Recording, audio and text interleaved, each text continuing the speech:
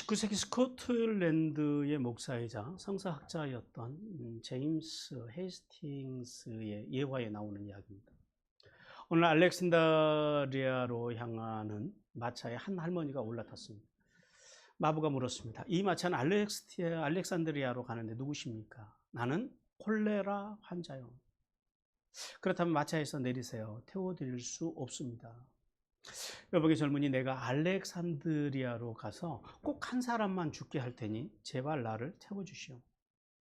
만일 한 사람 이상이 죽게 되면 어떻게 하시겠소? 그때는 이 칼로 나를 죽이시오. 마부는 할머니가 주는 칼을 받았습니다. 마차가 성에 도착하자마자 할머니는 뛰어내렸습니다. 얼마 후 알렉산드리아 시에 콜레라가 유행하여서 수많은 사람이 죽어갔습니다. 단 한 사람만 죽게 하겠다라는 약속을 한 할머니가 많은 사람을 죽게 하자 마부가 화가 나서 칼을 들고 할머니를 찾아 나섰습니다. 얼마 후 마부가 성문에서 할머니를 만나 죽이려 하자 할머니는 왜 나를 죽이려 하오? 라고 물었습니다. 그러자 마부는 화가 나서 버럭 소리쳤습니다. 당신은 내게 단 한 사람만 죽이겠다고 하지 않았습니다. 그러나 지금 저렇게 많은 사람이 죽었으니 약속대로 당신을 죽이겠습니다. 그래서 할머니는 대답했습니다. 여보시오, 내가 죽인 사람은 약속대로 단지 한 사람에 지나지 않아요. 그 나머지는 콜레라라는 말을 듣고 놀라서 지레 두려워하다가 죽은 거요. 뭘 말씀하는 거예요? 인간의 두려움. 인간의 마음속에 있는 두려움이 얼마나 치명적인 것인지를 보여주는 그러한 우화입니다. 자, 본문 속에서 우리는 삶 속에 찾아온 고난, 그 고난 앞에서 이제 베냐민을 보내야만 가족을 살릴 수 있다고 하는 이 사실, 그 사실 앞에서 처음에는 우리가 지난 1절에서 10절 말씀을 통해서는 누구를 거기서 봤어요? 야곱이요. 어떤 야곱이요? 두려움과 원망에 사로잡힌 야곱. 근데 우리가 이 43장에 들어와서 하나님께서 야곱을 누구라고 부르기 시작하셨다고요? 이스라엘. 이스라엘이라는 의미가 뭐예요? 하나님과 함께 세상과 겨루어서 이긴 사람. 세상에 하나님을 드러내 보여주는 사람. 그 이스라엘로 하나님께서 부르시는 거예요. 그랬더니 그 사실을 누가 깨달았어요? 이제 야곱이 깨닫습니다. 그리고 그 언약의 사람 이스라엘로 돌아와서 하나님을 신뢰하고 전적으로 하나님의 은혜를 구하며 모든 상황을 하나님의 손길에 맡겨드리는 믿음의 거장을 오늘 우리는 또 본문 속에서 이제 만나게 됩니다. 1절에 10절에서 앞에서 만났던 그 이스라엘이 이 야곱이 아니라 우리는 이제 누구를 만나게 돼요? 본문에서 이스라엘을 만나는 거예요. 똑같은 인물인데 앞에서는 야곱의 삶이었고 이제는요 이스라엘의 삶. 또 우리는 또 한 종류의 두려움에 사로잡힌 사람들을 보는데요. 두려움 속에서 애굽에 도착했으면 뜻밖의 환대를 받아요. 근데 그 환대 속에서도 여전히 두려움에 빠져서 애굽의 총리를 기다리고 있는 요셉의 형제들을 오늘 우리는 만나게 됩니다. 한 사람은요 두려움을 떨쳐내고 이스라엘로 거듭난 야곱. 한쪽에서는요 여전히 환대를 받음에도 그 두려움을 떨쳐내지 못하는 요셉의 형제들. 자, 하나님께서는 오늘 본문을 통해서 야곱과 그의 아들들을 통해서 인생의 이 치명적인 두려움을 극복하고 하나님께 모든 상황을 맡겨드린 야곱과 또 오늘 본문 속에서 이제 계속해서 이어지는 그 아들들의 형통함, 그 형통함에 대해서 알게 하십니다. 자, 우리가 본문을 통해서 우리가 이제 2주일 동안 또 하나님의 음성을 듣게 될 텐데요. 첫 번째 메시지입니다. 오늘 주시는 첫 번째 메시지 같이 읽겠습니다. 시작. 하나님은 삶의 주권이 하나님께 있음을 믿고 모든 일에서 선하신 하나님을 신뢰하며 살아가는 성도를 기뻐하신다. 하나님은 어떤 사람들을 기뻐하신다고요? 삶의 주권이 하나님 앞에 있음을 믿는 사람들. 그리고 그 모든 일들을 선함으로 이끌어 가시는 그 하나님을 신뢰하는 성도들을 기뻐하신다고 합니다. 먼저 11절에서 13절을 통해서 베냐민을 이제 애굽으로 보내기로 결단하는 야곱에 대해서 말씀합니다. 하나님께서 야곱에서 이스라엘로 돌아온 야곱이 가뭄의 심각성을 깨닫고 본절에서요 아들들과 함께 베냐민을 애굽으로 보내기로 결단했다라고 그렇게 말씀합니다. 자, 야곱이 누구를 통해서 이 결단을 하게 돼요? 유다.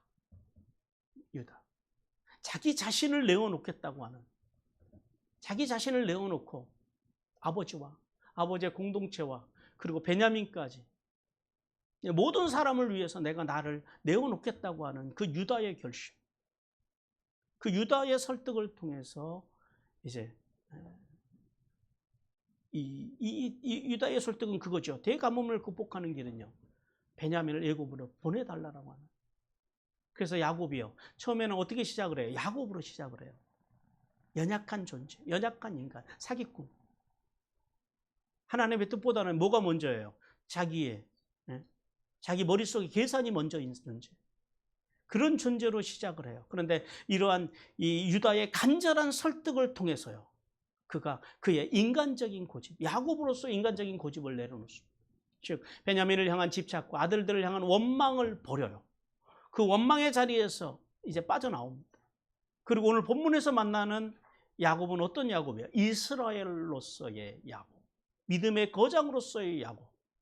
즉 보다 이제 적극적으로 그 총리의 환심을 사기 위해서 오늘 본문에 보니까 그러죠. 세 가지를 준비합니다. 첫 번째는, 하나는 최상의 조공물을 이제 준비를 해요.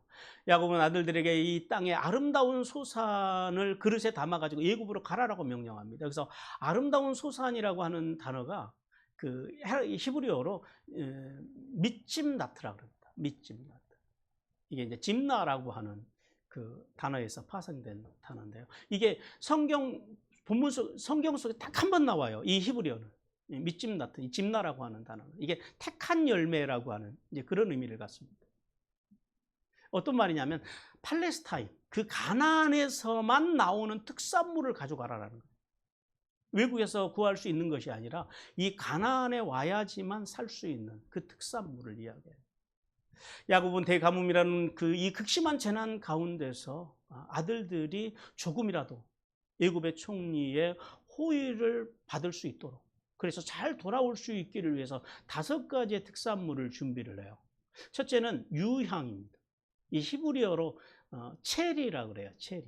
이 뭐냐면 감람나무 일종인 유향목에서 추출한 흰색 고무 가루, 그러니까 고무액인데 그 흰색 그 액을 받아가지고 그걸 말려서 빻은 것을 이 유향이라고 그러는데 이게 체리라고 그래요. 이게 이 가나안 지역에서는 오늘날도 이스라엘 가면은 이 고급 그 향료 중에 하나입니다. 그런데 우리가 한 가지 참고로 아셔야 되는 것은 뭐냐면은 훗날 성전에서 소제물을 드릴 때 하나님께서 소제물을 고운 가루를 드릴 때 기름을 얹고 그리고 붓고 그다음에 그 위에 뭘 얹으라 그래요? 유향을 얹으라 그러죠. 근데 이 유향과는 달라요. 같은 유향이 아니에요. 이게 제가 이제 성경 주석을 보다 보니까 많은 학자들이 이걸 같은 유향으로 다 번역을 해놨더라고요. 근데 원어가 달라요, 원어가. 이건 이스라엘에서 나는 유향은, 유향도 여러 가지라는 거예요. 이게 체리예요. 체리라고 하는 유향이고, 레이기에서 나오는 유향은 이게 그 레보나입니다. 이 레보나는 거꾸로 이스라엘에서는 안 나와요. 이게 어디서 나오냐면은 저쪽 아라비아 남쪽, 소말리아 그쪽에서 자생하는 그 여러분 보스웰리아 아시죠? 보스웰리아라고 거기에서 요즘 뭐 관절에 좋은 약으로 그 보스웰리아, 이게 정확하게는 보스웰리아 카르텔입니다. 보스웰리아 카르텔이라고 하는 그 유향나무에서 나오는 지액인데 이건 진짜 비싸요. 특히 이스라엘에서는. 그래서 이스라엘에서는 이걸 한 방울씩 모아요. 너무 고가라. 그러니까 하나님 앞에 드리는 것은 여기 이스라엘에서 나오는 팔레스타인에서 나오는 체리가 아니라 뭐였다고요? 레보나였다라는 거예요. 그걸 드리라는 거예요. 그러니까 아무나 드릴 수 있어요, 없어요? 이거는 아무나 드릴 수 있는 게 아니다라는 거예요. 그래서 다르다라는 거. 그리고 둘째는 꿀입니다. 꿀이라고 하는 것은 이제 히브리어로 데바시라고 그러는데 벌꿀만을 말하는 게 아니라 그 이스라엘, 그 팔레스타인 사람들은 대추 야자 열매 있잖아요. 거기에서 나오는 진액을 꿀이라고 그래요. 우리하고는 꿀의 개념이 조금 다르죠. 그리고 그 대추 야자 열매를 가지고 술을 만들어요. 근데 이게 엄청 달답니다. 그래서 여기서 대밭이라고 하는 것은 볼꿀만을 이야기하는 것이 아니라 대추 야자 열매의 진액과 그리고 그것으로 만든 술까지를 대밭이라고 합니다. 이게 꿀이라고 하는 게 우리가 생각하는 것보다 조금 더 확장된 개념이죠. 그 다음에 향품이에요. 이 히브리어 네코트라고 합니다. 팔레스타인이나 아라비아 지방에서만 자라는 식물로서 이 흰색 그 수지질의 약재로서 향이 굉장히 강하고 이게 또 굉장히 고급 비싼 그런 비싼 향품이고요. 그다음 네 번째는 모략이에요. 히브리어로 로트라고 합니다. 그러니까 팔레스타인의 특산물이에요. 이것도 그 가나안 지역 팔레스타인 지금 현재 이스라엘 그쪽에서만 나오는 건데 이게 뭘로 만드냐면은 시스투스 장미라고 하는 게 있어요. 그리고 혹은 바위 장미라고도 합니다. 시스투 장미, 바위 장미인데 거기에서 추출하는 향료인데 이게 마취제로 많이 사용했다 그래요. 그러니까 예수님이 십자가에 못 박히셨을 때 사람들이 뭘 타서 먹이려고 그래요? 네, 신맛 나는 그거예요. 이게 이제 마취제하고 방부제. 특별히 이것을 수입해다가 고대 애굽 사람들은 미라를 만드는데 이게 사용되었다고 합니다. 그리고 또 한 가지 참고로 아셔야 될 건 동방 박사들이 바치는 모략 있잖아요. 그 모략하고 또 이게 또 달라요. 동방 박사들이 드린 모략은 모루라고 하는 모략입니다. 모루. 이게 발삼나무 진액으로 만드는 건데 팔레스타인에서는 이건 안 나와요. 이거는 다른 지역에서 나오는데 이건 진짜 고가의 향료입니다. 그리고 마지막 다섯 번째는 감복숭아예요. 근데 이거 왜 감복숭아로 번역을 했는데 도무지 이게 이해가 안 돼요. 이게 뭐냐면 쉐케드입니다. 쉐케드. 쉐케드가 뭐냐면 우리 먹는 아몬드요. 아몬드 열매를 우리 성경에서는 감복숭아라고 혹시 들어보셨습니까? 감복숭아 씨를 닮아서 그런지 모르겠지만은 하여튼 뭐 감복숭아 씨를 못 봤으니 알 길은 없고요. 이게 쉐케드예요. 이 출애굽기나 민수기에서는 살구 열매를 번역했고 이 아몬드는 팔레스타인과 시리아 지역에서만 애굽에서는 안 자라요. 지난번에 성지를 갔더니 성 캐더릭 수도원 시나이 반도 지금 시내산이라고 지금 이제 많이 우리가 성지 가는 그 성 캐더릭 수도원의 울타리 안에 농장 안에 보니까 이 쉐케드 나무가 있더라고요. 이게 원래 이집트에는 없거든요. 자, 이 5가지 열매, 그러니까 이거는 순수하게 애굽에서 구할 수 없는 것, 가나안에서만 나오는 특산물을 가지고 갔다라는 거예요. 그다음에 또 다른 것을 준비했는데 그건 뭐냐면 2배의 돈입니다. 갑절의 돈을 가져갔다라는 말씀은 무슨 말이에요? 지난번 자루 안에 들으셔도 돈과 함께 새로운 곡물을 사기 위한 돈을 그것도 가져갔다라는 거예요. 자, 요셉이 그 갑절의 돈을 보내는 이유에 대해서 오늘 본문에서 그럽니다. 혹시 잘못이 있을까 두려웠기 때문이라는 거예요. 여기서 잘못이라고 하는 단어는 히브리어 미슈게입니다. 실수하다, 착오, 과오 이런 말이 있어요. 실수했다라는 거죠. 그러니까 지금 이 야곱의 생각에, 그러니까 꼭 잘못이 있을까 두렵도다 이렇게 말하는 야곱의 머릿속에 지금 뭐가 있어요? 그 돈이 어떻게 생각하는 거예요, 야곱은?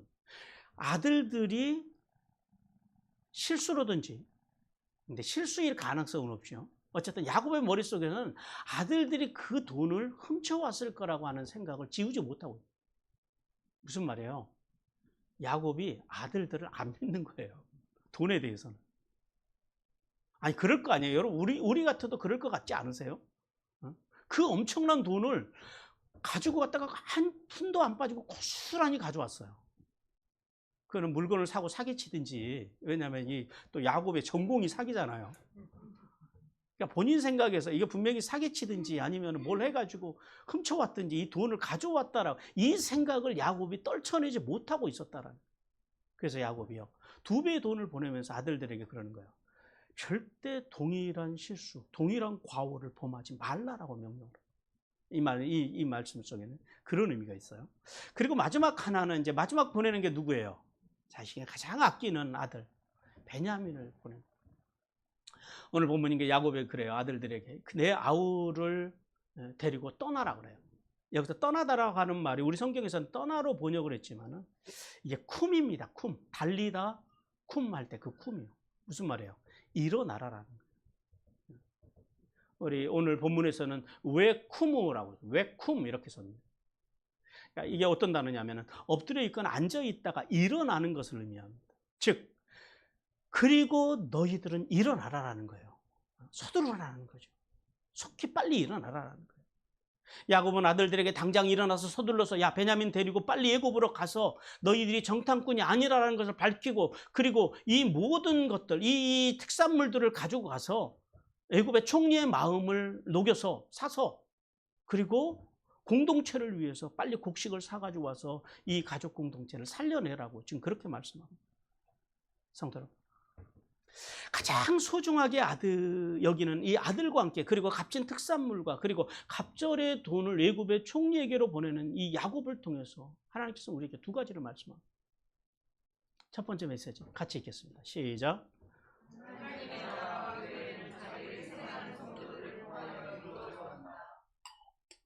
앞에 본장 1절에서 10절을 통해서는 거기에서 누구의 우리가 자기 희생적인 결단을 봤어요. 유다와 야곱의 아들들, 유다의 형제들. 그 형제들의 희생적인 결단을 봤어요. 그리고 오늘 본절에 와서는 지금 누구의 희생적인 결단을 봐요? 야곱. 그 야곱인데요. 이스라엘로서의 야곱. 야곱은 베냐민과 아들들을 애굽으로 내려보내면서 마음속에서 드는 생각은 그거죠. 지울 수 없는 생각이 있어요. 이 아들들이 만약에 애굽에 가서 잘못되면은요. 누구와 같이? 시므온과 같이 그 땅에 포로가 되어서 영영 돌아오지 못할 수도 있다라는. 그리고 심지어는요. 죽을 수도 있다라는. 지금 야곱은 아들들을 베냐민을 어디로 보내는 거 아니면 사지로 보내는 거예요. 그냥 가서 덜렁덜렁 가서 뭐 필요한 거 사가지고 오는 그게 아니에요. 곡물을 사가지고 오는 것이 아니라 단순히 곡물의 문제가 아니라요. 자식들이 거기 가면 포로로 잡혀서 영원히 종생활을 할 수도 있고 심지어는 죽을 수도 있는 그 사지로 보내는 그 야곱. 여러분 이 사실은요. 굉장히 중요한 사실입니다. 제가 지난주에도 말씀드렸지만 부모를 잃어본 자식은요. 그 두려움, 그 트라우마라고 하는 것은 가늠이 안 되는 거예요. 가늠. 왜냐하면 이 자식의 죽음도 문제인데 그러면 최소 한 자식이라도 좀 남겨놔야 될 거 아니에요. 지금 야곱 입장에서는요. 다 지금 올인하고 있다라는 모든 자식을 보내고 있다라는. 그럼 최악의 경우 지금 뭘 우리가 생각해 볼 수 있어요? 야곱의 가문의 대가 끊어질 수 있다라는. 더구나 하나님의 구속사를 위해서 선택받은 믿음의 가문의 대가 끊어진다라고 하는 것은 야곱에게는 엄청나게 큰 문제였어요. 그러나 이제 이스라엘로 우뚝 선 야곱. 그 야곱은 그리고 또 야곱의 아들들은 지금 뭘 생각해요? 자신들의 목숨과 자신들의 대보다 구속사를 위한 이 가족 공동체를 살려야 한다라고 하는 그 사명이 그들에게 더 컸다라는. 개인의 안전과 개인의 유익보다 하나님의 이 구원의 역사를 이어가는 이 공동체를 살리는 것. 뭐 자기들이 죽으면 하나님께서 또 어떻게 또 다른 세워서 하시겠죠.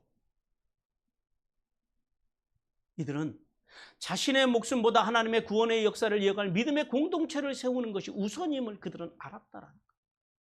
하나님께서는 오늘도 야곱과 그의 아들들과 같이 자기 희생을 통하여 하나님의 나라와 교회를 세우고 나가려고 하는 그런 성도들을 찾으시고 그들에게 복을 주시기 원하십니다. 하나님의 사람 바울도 이렇게 고백을 합니다. 골로새 1장 24절 같이 읽겠습니다. 시작. 나는 이제 너희를 위하여 받는 괴로움을 기뻐하고 그리스도의 남은 고난을 그의 몸된 교회를 위하여 내 육체에 채우노라. 바울은 예수님의 고난당하심으로 자기가 구원을 받았듯이 자기도 복음을 위해서 고난을 당함으로 뭘 세우겠다고요? 주님의 몸인 교회를 세우겠다라는 거예요. 그리고 교회를 통해서 세상의 복음을 전하는 일에 기꺼이 자기의 삶을, 자기의 인생을 온전히 희생하겠다라고 그렇게 고백을 합니다. 따라서 성도는 야곱과 그의 아들들과 바울과 같이 자기 희생의 신앙을 통해서 하나님의 나라와 교회의 공동체를 세우기 위해 희생과 헌신의 삶을 살아가야 합니다.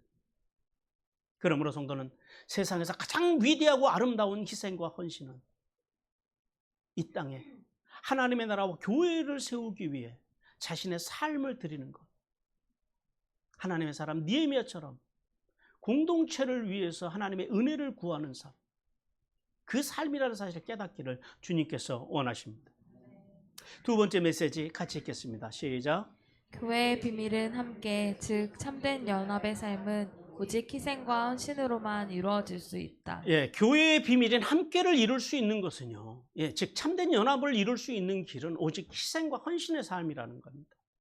하나님께서는 야곱의 가정에서 야곱의 그 아들들의 희생과 그리고 야곱의 이제 아버지로서의 아버지 이스라엘로서 그 희생이 그 두 희생이 오늘 야곱의 가정에서 만났다. 이건 야곱의 가정에서 사건입니다. 한 번도 이래 본 적이 없어요. 그리고 이 사건을 통해서 아들들의 희생과 아버지의 희생이 그 가정에서 만났을 때 그 가정이 뭐가 이루어졌다고요? 진정한 연합, 진정한 함께의 비밀이 거기에서 이루어졌다는 거예요. 여러분, 우리가 야곱의 생애를 한번 생각을 해보세요. 형을 피해서 바단 아람으로 도망갔죠. 그리고 거기 가서요, 결혼을 했는데 일주일 사이에 두 여자가 갑자기 아내가 돼버린 거예요. 그 전혀 자기가 원하는 상황이 아니잖아요. 그럼 두 여자가 자매니까 좀 그래도 좀 사이좋게 살면 얼마나 좋겠어요. 근데 이 두 여자가 집에 들어가면 맨날 지지고 볶고 경쟁만 하는 거예요. 그러면서 갑자기 그 와중에서요, 갑자기 아내가 4명이 돼버렸네요. 참 야곱의 인생은 불행한 인생이에요, 여러분들. 4여자가 집에만 들어가면 지지고 볶고 난리 버거질지는. 그리고 또 바깥에 나가면 일하는 자리에서도요 평안하지가 않아요. 삼촌 라반과 또 자신들의 그 형제들, 사촌 형제들이요 끊임없이 자신을 견제합니다.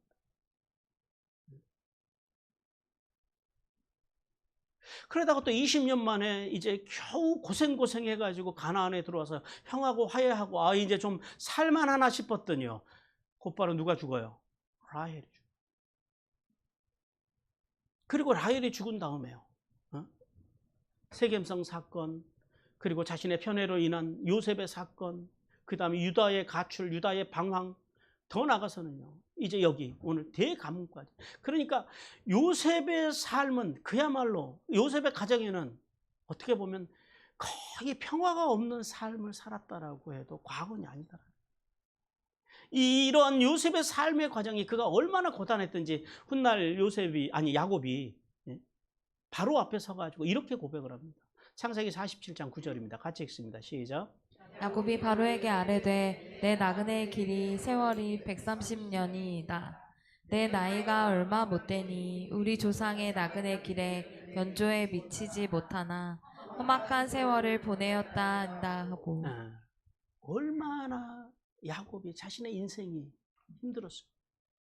그런데 그러한 이 야곱의 인생 가운데서 이 7년 대가뭄이라고 하는 엄청난 고난 속에서 또 선으로 악을 징치하는, 선으로 악을 슈브로 돌아오게 하려고 하는 이 요셉으로 인해서 그 요셉이 뭘 했어요? 동생 데리고 오라라는 거예요. 그 요셉의 징치로 인하여서 비로소 이 고난 앞에서 야곱과 그의 아들들이 자기 헌신과 자기 희생의 삶으로 나왔다라는 거예요. 그 삶을 통해서요, 이들이 지금 참된 가정의 함께의 비밀, 진짜 연합을 이루게 되었다라는 사실. 그리고 보면 오늘 본문 속에 찾아온 이 야곱 가정의 이 고난은 그들에게 복이 됐어요, 저주가 됐어요? 네, 철저하게 복이 되었다는 사실. 따라서 성도는 야곱과 아들들의 연합을 통해서 두 가지를 깨달아야 됩니다. 하나는 현재의 삶과 가정과 우리 공동체 속에 임한 고난. 그 고난은요, 뭐라고요? 참된 연합, 참된 교회의 비밀인 함께를 이루게 하시려고 하는 하나님의 역사라는 거예요. 그러므로 성도는 고난이 올수록 어떻게 해야 돼요? 뭘로 뭉쳐야 돼요? 고난이 오면 사람의 말을 듣고 인간적인 생각으로 뭉쳐 다니는 것이 아니라 어디로 뭉쳐야 된다고요? 하나님의 말씀과 말씀의 정신으로 똘똘 뭉쳐야 됩니다. 그리고 그 연합을 깨려고 하는 자들을요, 절대 교회는 용납하지 않아야. 그리고 함께 고난을 뚫고 나가야 됩니다. 그리고 또 하나는 참된 연합은 앞에서 말씀드린 대로 오직 자기 희생과 자기 헌신을 통해서만 이룰 수 있다는 사실을 우리가 분명하게 알아야 돼요. 그러므로 성도는 야곱과 그의 아들들을 본받아서 가정과 교회와 직장 등 우리가 소속되어 있는 공동체를 연합시키기 위해서 자기 기준, 자기 사상, 자기 철학, 자기 원칙을 버리고 오직 예수님의 말씀과 말씀의 정신으로 자기 희생의 삶을 살아야 한다는 사실을 깨닫기를 주님께서 원하십니다. 그리고 계속해서 14절 말씀을 통해서 전능하신 하나님께 자식들의 생명을 맡기는 야곱에 대해서 말씀하십니다.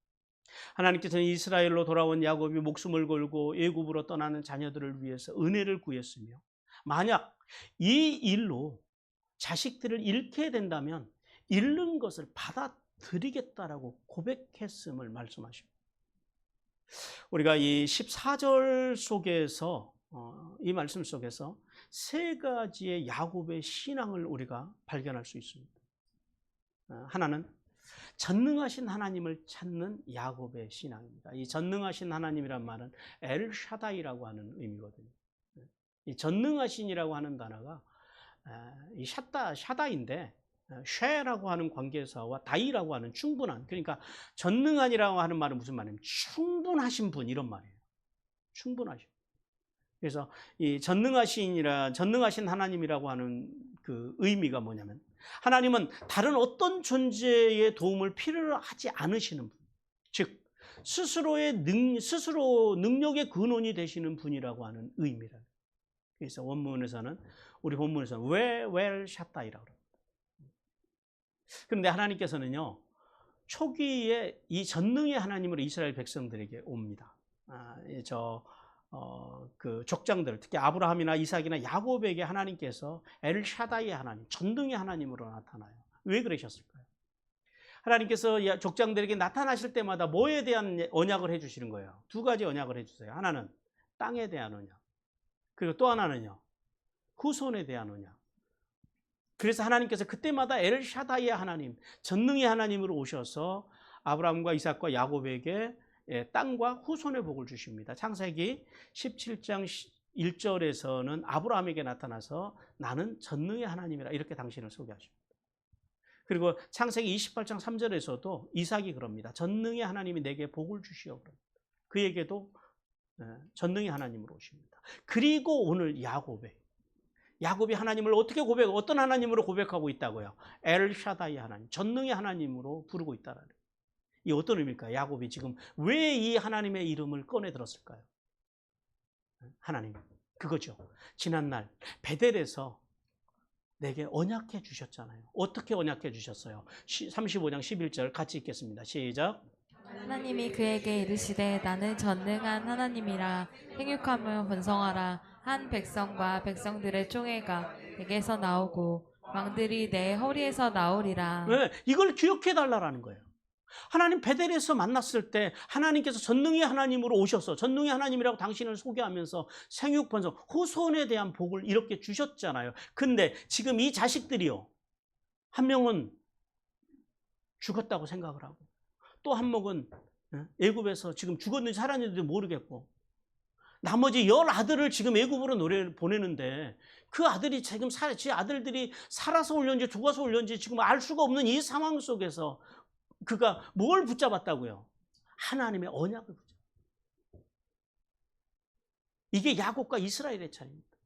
야곱일 때는요, 사람을 원망하고 상황을 원망하던 영적 나병과 영적 유출병에 빠져있던 야곱, 이제 이스라엘로 돌아오고 나니까요, 뭘 바라보기 시작해요? 하나님의 언약을 바라보기 시작해요. 그리고 하나님, 이 언약 지켜주십시오라고 하나님 앞에 요구하더라라는. 야곱은 베델에서 언약해 주신 하나님, 그 언약을 주신 하나님께 그 기억을 기억해서요, 이 아들들을 인도해 주시고 보호해 주셔서 반드시 이 아들들이 무사하게 곡식을 가지고 돌아와서 이 공동체를 살릴 수 있게 해달라고 하는 간절함을 담아서 지금 이 기도를 드리고 있다. 그리고 이제 또 하나는 하나님의 은혜를 구하는 야곱의 신앙입니다. 여러분 히브리어에는 그 은혜가 세 가지 있다고 그랬지요. 하나는 헤세드, 어떤 은혜요? 무한하신 은혜, 끝이 없는 은혜, 넓은 은혜. 그 다음에 hen은 뭐라고요? 영어로 favor인데 어떤 은혜요? 윗사람이 아랫사람에게 주는 은혜. 그리고 이제 하나가 뭐예요? 라훔이라고 하고 라함이라고 합니다. 이게 원래 레헴이라고 하는 단어에서 파잖아요. 레헴이 무슨 말이냐면 자궁이란 말이에요. 이 여성들의 아기집 자궁. 무슨 뭐예요? 깊은 어머니의 은혜를 라훔이라고 그래요. 이 어떤 은혜냐면은 이 라함은 상고를 통해서 자녀를 얻은 어머니가 그 자녀를, 그 고통 중에 낳은 자녀를 바라보는 것과 같은 그런 하나님의 깊은 은혜. 근데 그 은혜를 베푸사 뭐 하시기를 원하노라 이렇게 말씀해요. 이게 우리 성경에서는 지금 두 단어, 세 단어로 이루어져 있지만은 원어에 보면 한 단어거든요. 나탄입니다. 하나님께서 그 은혜를 우리 자녀들 앞에 두십시오 이런 말이에요. 주다 이런 말이에요. 주십시오. 야곱은 하나님의 은혜를 베푸사 이 뭐뭐 하기를 원하노라 이 말씀을 통해서 전능의 하나님께서 자녀들과 함께 하셔서 애굽의 총리의 마음을 움직여서 그 총리의 마음에서 뭐가 나오게 해달라고요? 라함. 그 어머니와 같은 은혜를 베풀어서 자녀들을요 무사하게 돌아오게 해달라고 하는 자식을 잃은 부모의 간절함, 자식을 잃어봤던 부모의 간절함, 그 간절한 기도가 오늘 이 본문 속에 있다. 그리고 마지막 하나는 하나님을 향한 절대 믿음을 결단하는 신앙. 오늘 본문에서 그럽니다. 내가 자식을 잃게 되면 잃으리라 그래요. 이게 직역을 하면 이렇게 돼요. 그리고 만약 내가 잃는다면 나는 잃을 것이다. 야곱은 베냐민을 비롯해서 모든 자식을 잃게 된다 할지라도요. 그 상황을 두려움 없이 받아들이겠다고 하는 결단을 보여줍니다. 그런데 우리가 약간 좀 전체적으로 조금 이 고백이 조금 좀 생뚱맞게 들릴 수도 있다라는 거죠. 앞에서 전능하신 하나님을 찾고 하나님의 그 라함의 은혜를 찾고 그랬던 야곱이 갑자기 뭐라 그래요? 아들이 죽으면 죽으리다 이렇게 받아들여요. 그러니까 마치 자포자기한 것처럼 들릴 수 있다라는 거예요. 근데 여러분 그건 아니에요. 앞에 맥락에서부터 쭉 봐야 돼요. 이건 어떤 고백이에요? 애굽으로 떠나는 자녀들의 가는 길과 그들의 생명과 그들이 하는 모든 일을 지금 누구에게 의탁하겠다라는 거예요? 네, 그거예요. 하나님은 죽으면 죽죠. 뭐 이게 아니에요. 저 에스더처럼 죽으면 죽으리다 이런 것이 아니라 이게 그러니까 맥락적으로 말씀을 이해를 해야 돼요. 하나님 책임져 주십시오. 하나님이 우리로 말하면 그거죠. 하나님이 책임져 주실 줄 믿습니다 이거예요. 하나님은 분명히 실수하지 않을 것을 믿습니다. 이런 믿음이 이 속에 담겨 있다라. 신뢰의 마음.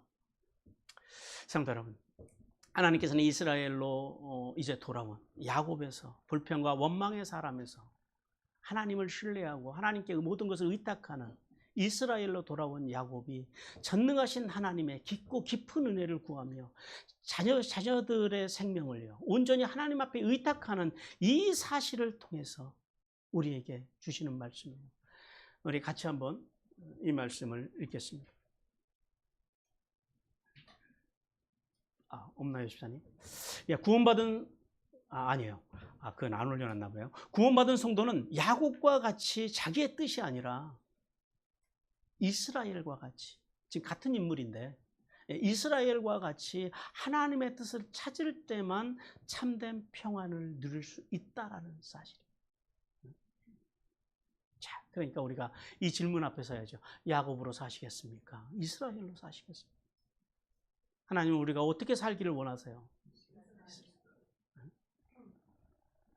야곱은 계속되는 죽음, 즉 아내 그 사랑하는 아내 라헬의 죽음과 요셉의 죽음과 포로된 시므온과 이제는 사랑하는 아들 베냐민과 나머지 모든 아들을 잃을 수 있는 이 상황 속에서 조금 전까지 누구로 살 때는요, 야곱으로 살 때, 연약한 존재로 살 때는 어떻게 살았다고요? 원망과 불평 속에서 살았다.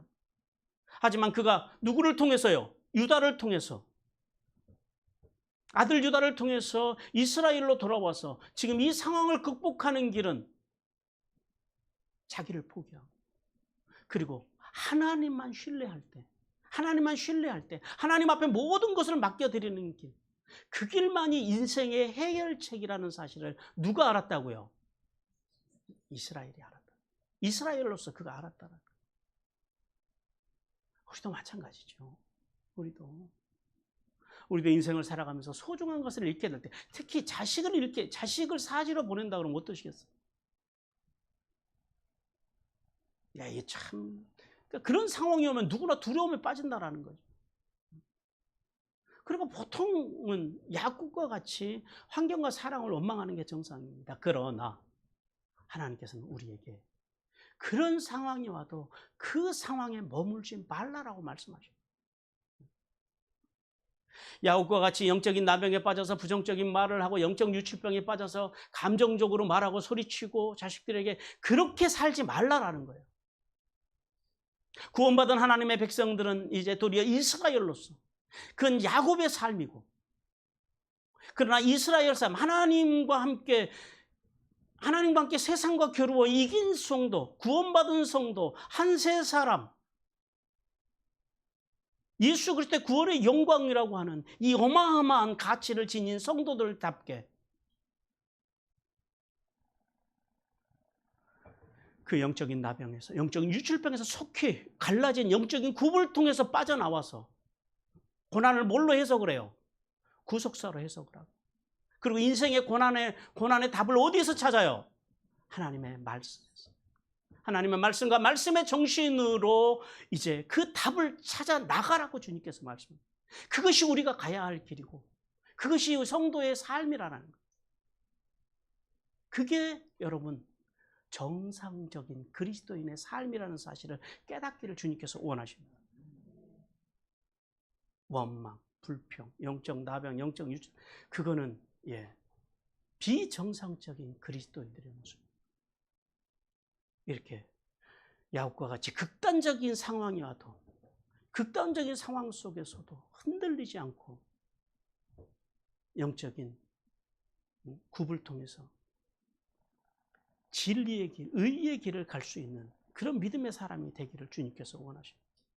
왜냐하면요, 우리가 왜 이렇게 갈아야 되냐면, 왜 우리가 이렇게 갈 수 있어야 하냐면, 모든 우리가 살아가면서 만나는 모든 문제 속에는 뭐가 있다고요? 하나님의, 요셉을 총리로 세우셨던 그 하나님의 뜻이 우리 앞에 있다라는 사실, 그 사실 때문입니다. 하나님께서 우리에게 그런 고난을 주실 때는 이유가 있으니까 주셨다라는 거예요. 괜히 주신 게 아니라는 거예요. 우리가 5년을 지나면서, 5주년을 지나면서 우리가 몇몇 위기들을 넘겼습니다만, 교회 안에 이런 위기가 오는 것도 왜 그래요? 살아있으니까요. 그리고 이 위기를 통해서요, 더 높이, 더 멀리, 더 크게 가게 하시려고 하는 하나님의 뜻. 여러분의 개인도 마찬가지, 가정도 마찬가지. 가정에 문제가 있어요? 그 문제를 통해서 우리는 뭘 볼 수 있어야 한다고요? 하나님의 구속사를 볼 수 있어야 합니다. 하나님이 우리 집안을, 또 우리의 자녀들을, 내 인생을 요셉처럼 총리와 같이 세우시려고 이런 고난을 주셨구나. 이게 구속사적인 해석. 분명한 하나님의 뜻이 있겠지. 이게 구속사적인 해석. 그리고 하나님의 말씀과 말씀의 정신으로 풀어가라. 왜요? 그 속에는 뭐가 있기 때문에? 그 뜻이 있기 때문에. 그리고 성도들이 분명히 또 한 가지 깨달아야 되는 것은 그거예요. 살아있음으로 만나는 인생의 모든 문제들은요, 절대 자기의 뜻과 자기의 힘으로 바꿀 수도 없고 이룰 수도 없다는 사실이에요. 오직 뭘로만 가능하다고요? 하나님의 성령으로만 가능하다는 사실을 깨달아야 됩니다. 스가랴 4장 6절 같이 읽습니다. 시작. 대답하여 이르되 여호와께서 스룹바벨에게 하신 말씀이 이러하니라. 만군의 여호와께서 말씀하시되 이는 힘으로 되지 아니하며 능력으로 되지 아니하고 오직 나의 영으로 되느니라. 예, 하나님의 성전을 세우려고 하는 스룹바벨에게 하나님께서 오셔서 야, 성전을 세우는 건 좋은데 그건 네 힘으로 하면 안 된다.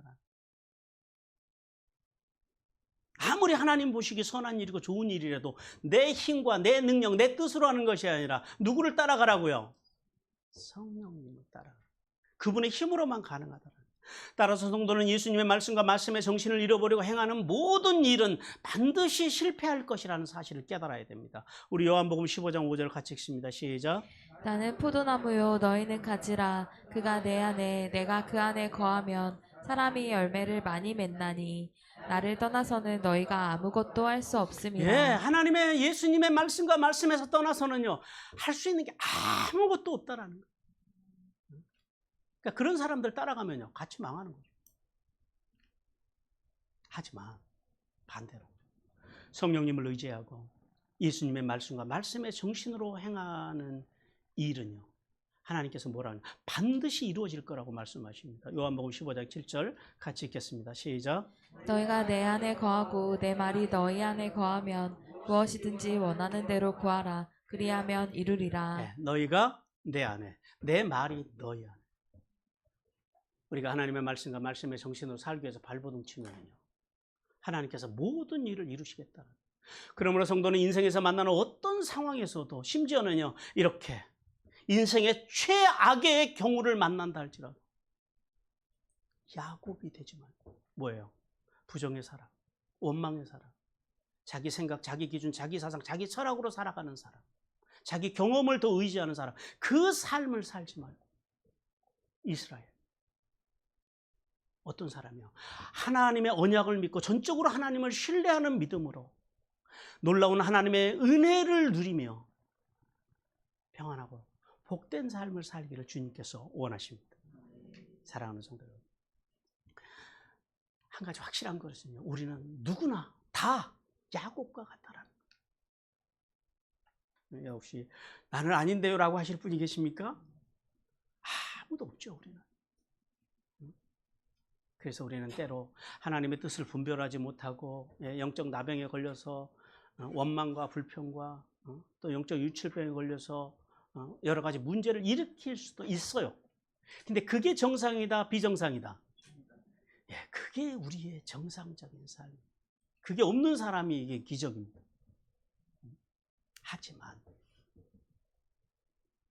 이제 여기서가 중요해요. 그건 누구나 다 그래요.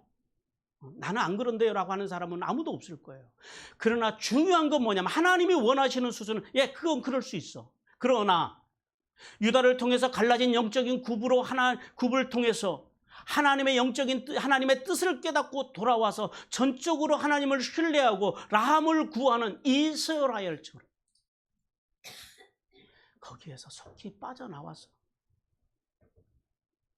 오늘 우리에게 삶에 닥친 문제들을 뭘로 해석하고 구속사로 해석하고 그리고요 말씀으로 풀어내는 오늘 본문에서 만나는 믿음의 거장으로서 만나는 이 이스라엘로서의 만나는 이 야곱의 삶과 같은 삶을 통해서 하늘이 시리며 땅에 기름진 복을 받는 성도들이 되기를 주님께서 간절히 원하십니다.